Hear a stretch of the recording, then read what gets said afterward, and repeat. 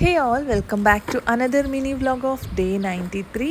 ಇವತ್ತು Saturday and time is around 8 ಅನ್ಸುತ್ತೆ. ಇವತ್ತು ನಾನು ಪ್ಲ್ಯಾಂಟ್ ಕೇರ್ ರುಟೀನ್ನ ನಿಮ್ಮ ಜೊತೆ ಶೇರ್ ಮಾಡ್ಕೊಳ್ತಾ ಇದ್ದೀನಿ. ಗ್ರ್ಯಾಜುವಲ್ ಆಗಿ ನನಗೆ ಈ ಒಂದು ಹಾಬಿ ಅಂತಲೇ ಹೇಳ್ಬೋದು, ಗಿಡ ಬೆಳೆಸೋದು. ಸೊ ನನಗೆ ಒಂದು ಪ್ಲ್ಯಾಂಟ್ನ ನನ್ನ ನೇಬರ್ ತಂದುಕೊಟ್ಟಿದ್ರು. ಸೊ ಹಾಗಾಗಿ ಅದಕ್ಕೋಸ್ಕರ ಈಗ ಪಾಟಿಂಗ್ನ ಮಾಡ್ತಾಯಿದ್ದೀನಿ. ಅವ್ರು ತಂದುಕೊಟ್ಟಿರೋದು ಬೋಗನ್ವಿಲೆ ಪ್ಲ್ಯಾಂಟ್ ತಂದುಕೊಟ್ಟಿದ್ರು. ಸೊ ನನ್ನ ಹತ್ರ ಪಾಟ್ಸ್ ಯಾವುದೂ ಇರಲಿಲ್ಲ. ಸೊ ಹಾಗಾಗಿ ಬ್ಲಿಂಕಿಟಿಂದನೇ ತರಿಸ್ಕೊಂಡಿದ್ದೆ. ಈಗ ಕೆಲವೊಂದಷ್ಟು ಗಿಡಗಳು ಗ್ರೋತ್ ತುಂಬ ಜಾಸ್ತಿ ಆಗಿದೆ, ಅದನ್ನು ಟ್ರಿಮ್ ಕೂಡ ಮಾಡಬೇಕು. ಅದರಲ್ಲಿ ಇದು jade plant, very low maintenance and ಬಿಸಿಲು ಬೇಕು. ನೀರು ಇದಕ್ಕೆ ಒಂದು ವೀಕ್ಲಿ 2-3 ಟೈಮ್ಸ್ ಹಾಕಿದ್ರೂ ಸಾಕು, ತುಂಬ ಚೆನ್ನಾಗಿ ಗ್ರೋ ಆಗುತ್ತೆ. ನಾನು ಈ ಪ್ಲ್ಯಾಂಟ್ ತೊಗೊಂಡಾಗ ತುಂಬ ಪುಟ್ಟದಾಗಿತ್ತು, ಬೈ 2 months ಬ್ಯಾಕ್ ಅನಿಸುತ್ತೆ. ಇವಾಗ ಎಷ್ಟು ಚೆನ್ನಾಗಿ ಗ್ರೋತ್ ಬಂದಿದೆ. ಇದನ್ನು ನಾನು ಕೂಡ ಸ್ಲೋ ಆಗಿ ಲರ್ನ್ ಮಾಡ್ತಾಯಿದ್ದೀನಿ, ಹೇಗೆ ಯಾವ ಪ್ಲ್ಯಾಂಟ್ಸಿಗೆ ಎಷ್ಟು ನೀರು ಹಾಕಬೇಕು, ಎಷ್ಟು ಬಿಸಿಲು ಬೇಕು, ಅದಕ್ಕೆ ಡೈರೆಕ್ಟ್ ಸನ್ಲೈಟ್ ಬೇಕಾ, ಇಂಡೈರೆಕ್ಟ್ ಸನ್ಲೈಟ್ ಬೇಕಾ. ಸೊ ಇದನ್ನೆಲ್ಲ ನೋಡಿಕೊಂಡು ನಾನು ಕೂಡ ಸ್ಲೋ ಆಗಿ ಕಲ್ತ್ಕೊಳ್ತಾ ಇದ್ದೀನಿ. ಸೊ ಇದೇ ಹೇಳಿದ್ದು ಬೋಗನ್ವಿಲ್ಲ.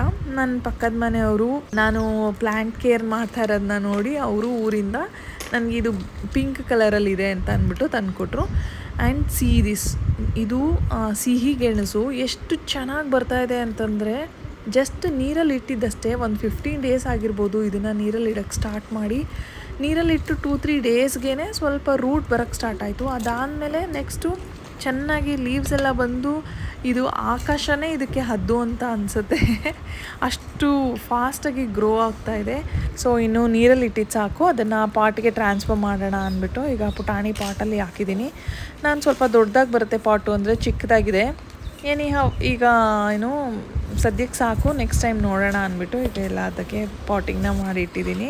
ಇನ್ನು ನನ್ನ ಹತ್ರ ಇರೋ ಪ್ಲ್ಯಾಂಟ್ಸ್ನೆಲ್ಲ ರೀಪಾಟಿಂಗ್ ಮಾಡಿ, ಮತ್ತು ನರ್ಸರಿಯಿಂದ ತಂದಿರೋ ಅಂತಹ ಬ್ಯಾಗ್ಸ್ ಇರುತ್ತೆ ಅಲ್ವಾ, ಆ ಬ್ಯಾಗ್ನೆಲ್ಲ ಕಟ್ ಮಾಡಿ ನಾನು ಪಾಟ್ಗೆ ರೀಪಾಟಿಂಗ್ನ ಮಾಡ್ಕೊಳ್ತಾ ಇದ್ದೀನಿ. ಇನ್ನು ನಾನು ಕೂಡ ಬಿಗಿನರ್ ಆಗಿರೋದ್ರಿಂದ ಲೋ ಮೇಂಟೆನೆನ್ಸ್ ಪ್ಲ್ಯಾಂಟ್ಗಳನ್ನೇ ತಂದಿಟ್ಕೊಂಡಿದ್ದೀನಿ ನಾನು. ಕೆಲವು ಗಿಡಗಳಿಗೆ ಹೆಚ್ಚು ನೀರು ಹಾಕಬಾರ್ದು, ಇನ್ನು ಕೆಲವು ಗಿಡಗಳಿಗೆ ಡೈರೆಕ್ಟ್ ಸನ್ಲೈಟ್ ಬೇಕಾಗಲ್ಲ.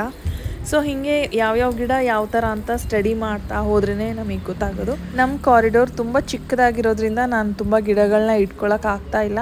ಆದಷ್ಟು ಸ್ವಲ್ಪ ಚಿಕ್ಕ ಚಿಕ್ಕ ಪಾಟ್ಸಲ್ಲೇ ತಂದು ಇಟ್ಕೊಂಡಿದ್ದೀನಿ, ಡಿಫ್ರೆಂಟ್ ವೆರೈಟೀಸ್ನ. ಇನ್ನು ರೀಸೆಂಟ್ ಟೈಮ್ಸಲ್ಲಿ ನನಗೆ ಗಿಡಗಳನ್ನ ನೋಡೋದು, ಬೆಳೆಸೋದು ಒಂದು ಮೆಡಿಟೇಷನ್ ಥರ ಆಗಿದೆ. ಈ ಗಿಡಗಳನ್ನ ಗ್ರೋತ್ ನೋಡೋದೇ ನನಗೆ first thing in the morning ಆಗಿರುತ್ತೆ.